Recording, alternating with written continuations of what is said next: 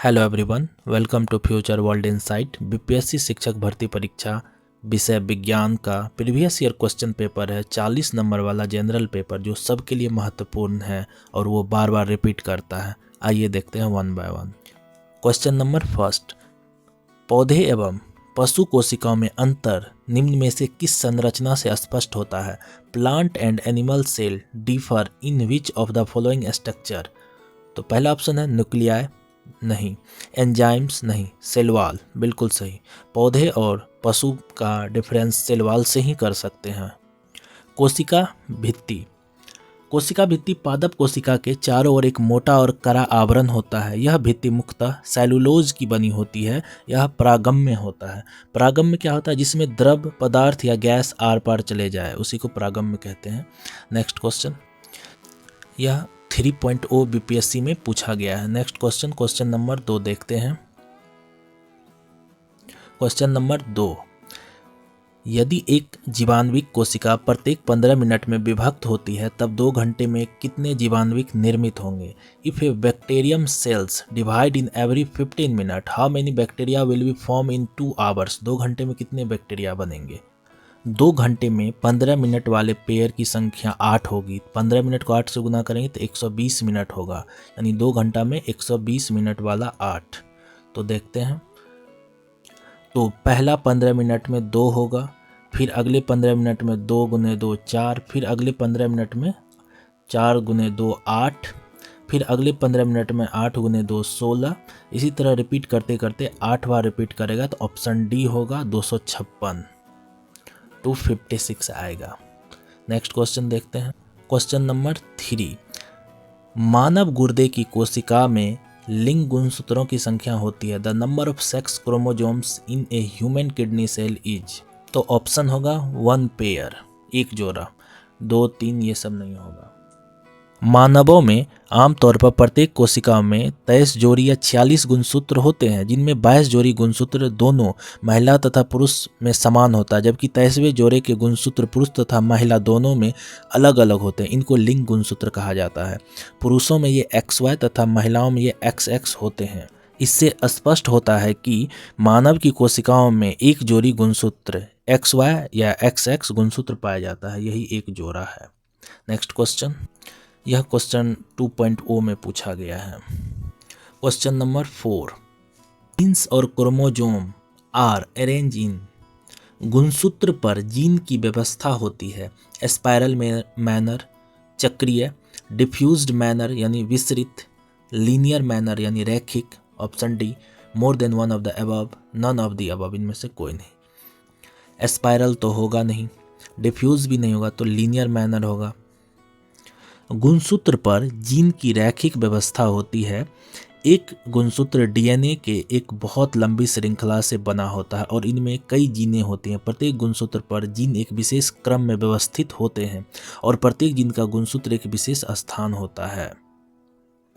Next question देखते हैं। 2 में पूछा गया है, तो रिपीट करने की संभावना है। नेक्स्ट क्वेश्चन, क्वेश्चन नंबर 5, मानव शरीर के यकृत एवं मांसपेशियों में संधारित ग्लाइकोजन का रूप होता है। Glycogen store in liver and muscles of human body is in form of? पहला पॉलीसेकेराइड, बिल्कुल सही, बाकी गलत है। ग्लाइकोजन एक पॉलीसेकेराइड यानी बहुल शर्करा है, जो ग्लूकोज के कई अणुओं के आपस में जुड़ने से बनता है। ये जानवरों, कवक एवं बैक्टीरिया में भंडारण ऊर्जा यानी ऊर्जा को संचित जमा करने के रूप में प्रयोग आता है। नेक्स्ट क्वेश्चन देखते हैं। 3 में पूछा गया है। क्वेश्चन नंबर 6, श्वसन प्रक्रिया के लिए निम्न में से कौन सा कथन सत्य है? Which of the following is true about respiration? Option देखते हैं। Option A, energy is release and store in the form of ADP, बिल्कुल गलत। Energy is not release at all, energy release नहीं होती है। Option C, energy is release and store in the form of ATP, ऊर्जा स्रवित होती है तथा ATP के रूप में भंडारित होती है, बिल्कुल सही। भोजन के ऊर्जा निर्गमन यानी रिलीज करने की प्रक्रिया श्वसन कहलाती है।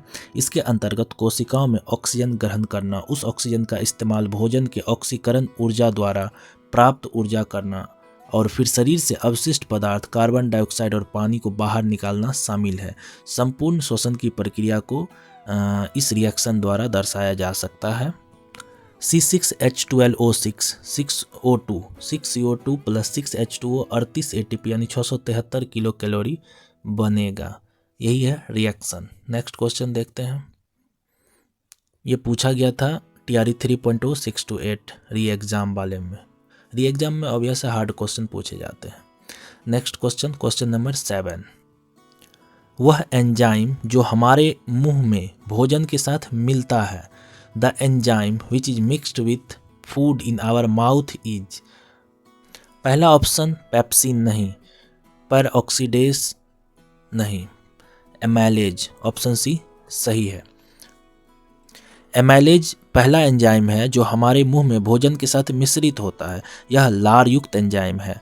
मुख में लार ग्रंथियां एमाइलेज एंजाइम को स्रावित करती है। यह भोजन में मौजूद स्टार्च को पचाता है। स्टार्च या कार्बोहाइड्रेट का पाचन मुख में शुरू होता है। एमाइलेज भोजन के साथ क्रिया करने वाला पहला एंजाइम है। नेक्स्ट क्वेश्चन, ये TRE 2.0 में पूछा गया है। Question number 8। अनुवांशिकता शब्द मुख्य रूप से किसे संदर्भित करता है? The term heredity chiefly refer to. Option A anatomy, बिल्कुल नहीं। मियोसिस नहीं। जेनेटिक्स, जब भी हेरिडिटी की बात आएगी तो जेनेटिक्स, बाकी ये सब नहीं। अनुवांशिकता शब्द मुख्य रूप से अनुवांशिकी को संदर्भित करता है। ऐसे लक्षण जो पीढ़ी दर पीढ़ी संचरित होते हैं अनुवांशिक लक्षण कहलाते हैं। अनुवांशिकता के बारे में सर्वप्रथम जानकारी ग्रेगर जॉन मेंडल ने दी, जिस कारण उन्हें अनुवांशिकता का पिता कहा जाता है। अपने प्रयोग हेतु उन्होंने मटर के पौधे का चयन किया था। तो ये TRE 2.0 में ही पूछा गया था। नेक्स्ट क्वेश्चन, क्वेश्चन नंबर 9 देखते हैं। एक पीढ़ी से दूसरे पीढ़ी में वंशागति के अध्ययन को क्या कहते हैं? The study of inheritance from one generation to another is known as genetics. Repeated question है। नेक्स्ट क्वेश्चन देखते हैं। ये भी 2 में ही पूछा गया था। Question number 10। What is true for phylum Echinodermata. संघ इकेनोडर्मेटा के लिए क्या सत्य है? Option A they are triploblastic and have coelomic cavity. यह त्रिस्तरीय है। इन्हें सिलोमिक गुहा होती है इनमें। तो ऑप्शन ए सही है। They have peculiar water driven tube system. इनमें विशिष्ट जल संवहन नाल होता है, बिल्कुल सही। They are exclusively free living marine animal. यह विशेष रूप से मुक्त जीवी समुद्री जंतु है, ये भी सही। तीनों सही। तो ऑप्शन डी सही होना चाहिए, इनमें से एक से अधिक। तो ऑप्शन डी देखते हैं, मोर than one of the above, क्योंकि सारा सही है। 3.0125 में री एग्जाम हमेशा हार्ड क्वेश्चन पूछा जाता है री एग्जाम में। नेक्स्ट क्वेश्चन देखते हैं। Which branch of botany is concern with the study of photosynthesis. प्रकाश संश्लेषण के अध्ययन से संबंधित वनस्पति विज्ञान की शाखा है। Question number 11। Option A plant taxonomy नहीं, इकोलॉजी नहीं, पारिस्थितिकी नहीं, प्लांट फिजियोलॉजी पादप कायिकी बिल्कुल सही। प्रकाश संश्लेषण के अध्ययन से संबंधित पादप कारिकी यानी प्लांट फिजियोलॉजी वनस्पति विज्ञान की शाखा है। पादप कारिकी में पौधे में होने वाली विभिन्न प्रकार की जैविक क्रियाओं का अध्ययन किया जाता है। पादप कारिकी के जनक क्लाउडे बर्नार्ड है। नेक्स्ट क्वेश्चन देखते हैं। ये पूछा गया है TRE 2 में। Question number 12। मृत जीवों के अपघटक हैं। The decomposers of dead organism EGR। Option A virus, bacteria यानी फंगी, ABC तीनों है यानी ऑल। सभी सही है तो ऑप्शन डी होगा, मोर देन वन, क्योंकि ये भी होगा, ये भी होगा, ये भी होगा। तो वे सूक्ष्म जीव जो मृत पौधे और जानवरों का अपघटन करके उन्हें सरल यौगिक में परिवर्तन करते हैं अपघटक यानी डिकम्पोजर कहलाते हैं। विषाणु, जीवाणु, कवक और प्रोटोजोआ अपघटक का उदाहरण है। नेक्स्ट क्वेश्चन देखते हैं।